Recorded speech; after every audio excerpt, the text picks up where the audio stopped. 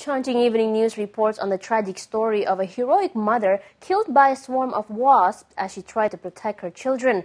Yue Zongqin and her two kids were attacked as they tended to the family farm in the mountainous province of Guizhou. The children had apparently disturbed a huge wasp nest. Swarms of the killer insects started stinging the children. Their brave mother grabbed the kids in her arms and wrapped her body around them to protect them from the stings. One of the children survived, but his mother and sister died.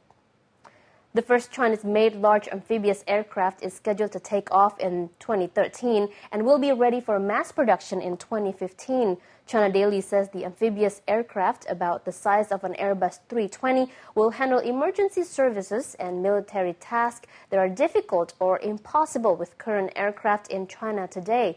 Engineers say the aircraft can also be used to put out forest fires, carry out long-range air-sea rescues, and take on anti-submarine missions. Xinhua News Agency reports on the case of a high school graduate who was offered a coveted place at a university only to be told the offer was fake.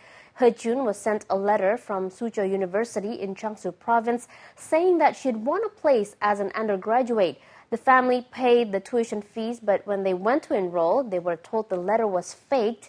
The college has returned the tuition fees. Education officials have said his case is not a one-off. Universities often issue more offer letters than places available to make sure all the spots are filled.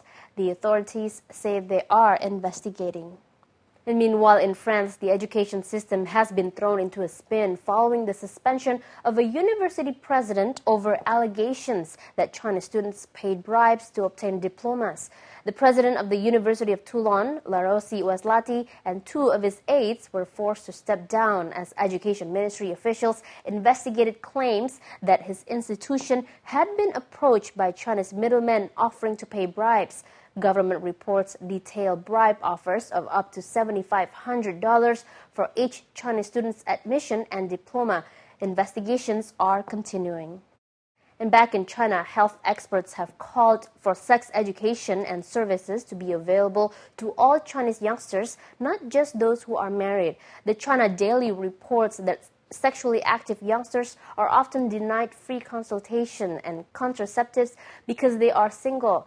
It's a very different case for married couples who can get free reproductive health checks and condoms from family planning clinics and workplaces.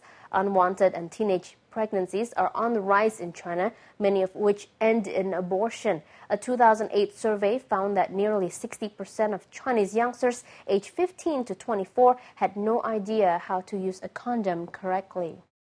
Now to what the Changqing Evening News calls a miracle of love.